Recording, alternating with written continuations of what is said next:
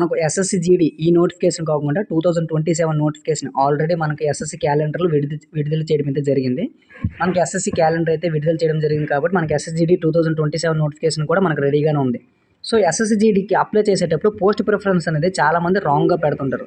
So ఈ విధంగా నేను ఏదైతే నోట్స్లో రాసానో ఆ విధంగా పోస్ట్ ప్రిఫరెన్స్ అయితే పెట్టండి. ఆ విధంగా మీరు పోస్ట్ ప్రిఫరెన్స్ పెట్టడం వలన మీకు వచ్చే మార్క్స్ బట్టి మీకు మంచి ఫోర్స్ అయితే అలాట్మెంట్ అయితే జరుగుతుంది.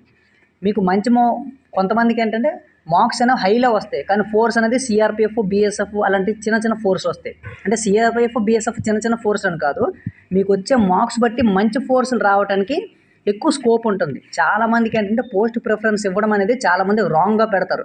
వేకెన్సీ ఏదైతే ఏ ఫోర్స్కి అయితే ఎక్కువ వేకెన్సీ ఉంటాయో ఆ ఫోర్స్ ఫస్ట్ ప్రిఫరెన్స్ ఇచ్చి, వేకెన్సీ తక్కువ ఉన్న ఫోర్స్కి సెకండ్ ప్రిఫరెన్స్ ఇచ్చి థర్డ్ ప్రిఫరెన్స్ ఇస్తుంటారు. ఆ విధంగా అయితే ఎప్పుడు కూడా చేయొద్దు.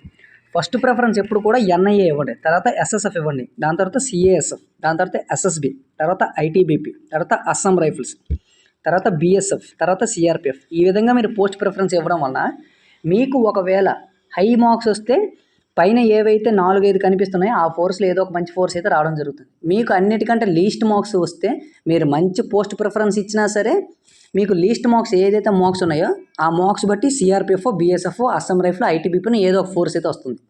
కాబట్టి పోస్ట్ ప్రిఫరెన్స్ అనేది ఈ విధంగా ఇవ్వండి.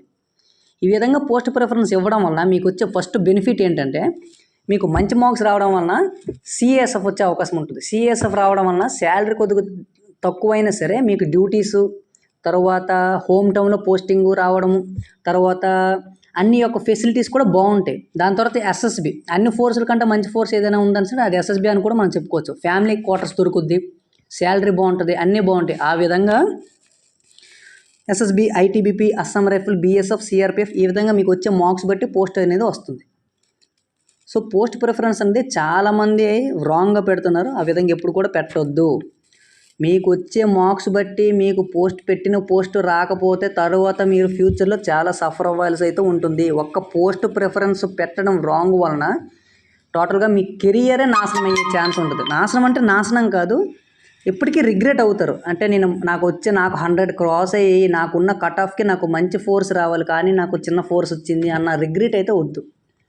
పోస్ట్ ప్రిఫరెన్స్ ఈ విధంగా ఇవ్వడం వలన మీకు ఒకవేళ మార్క్స్ మీడియంగా ఉంటే మంచి ఫోర్సే వస్తుంది, లీస్ట్గా వస్తే లీస్ట్ ఫోర్సే వస్తుంది. ఆ విధంగా మీరు చూసుకోవడం వల్ల పోస్ట్ ప్రిఫరెన్స్ అనేది ఈజీగా ఇవ్వండి.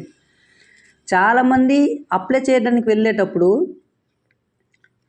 అక్కడ ఎవరైతే నెట్ సెంటర్లో ఉంటారో వాళ్ళకి చెప్పేస్తారు, అన్న ఏదో ఒకటి పెట్టేయని అనేసి. వారికి ఏం తెలియదు, వాడికి నచ్చినట్టు వాడు పెట్టుకుంటాడు. మీరు సెలెక్ట్ అయిన తర్వాత మీరు చూస్తే మీకు 110, 121 వచ్చి ఉంటాయి మార్క్స్. మీకు సిఎస్ఎఫ్ రావాల్సింది అస్సాం రైఫిల్లో బిఎస్ఎఫ్ వచ్చి ఉంటుంది. అప్పుడు మీరు రిగ్రెట్ అవుతారు, అమ్మ అనవసరంగా నాకు ఇన్ని మార్క్స్ వచ్చాయి, నాకు ఈ పోస్ట్ రాలేదన్న రిగ్రెట్ అయితే మీకు వద్దు. కాబట్టి ఎవరైతే upcoming notification SSC GD aspirants ఉన్నారో, ఎస్ఎస్సి జీడీనే కాదు ఏదైనా సరే పోస్ట్ ప్రిఫరెన్స్, అది రైల్వే గ్రూప్ డి కావచ్చు, ఎస్ఎస్సి జీడీ కావచ్చు, సీజీఎల్ కావచ్చు, సిహెచ్ఎస్ఎల్ కావచ్చు, ఎంటీఎస్ కావచ్చు, ఏదైనా సరే పోస్ట్ ప్రిఫరెన్స్ ఇచ్చేటప్పుడు మనకు సెంట్రల్ గవర్నమెంట్లో వచ్చింటారు, మనకు నోటిఫికేషన్ ఇచ్చుంటాడు. ఈ విధంగా మంచి మార్క్స్ వస్తే మంచి ఫోర్సు, తర్వాత మీడియం మార్క్స్ వస్తే మీడియం ఫోర్సు, లీస్ట్ మార్క్స్ రావడం వల్ల లీస్ట్ ఫోర్సు, ఈ విధంగా ఉంటాయి. లేదంటే యూట్యూబ్లో మనకు కొడితే కొన్ని 100 వీడియోలు వస్తాయి. ఆ వీడియోలు చూసినా లేదంటే మన ఛానల్ చూసైనా సరే పోస్ట్ ప్రిఫరెన్స్ అనేది ఈ విధంగా ఇవ్వండి.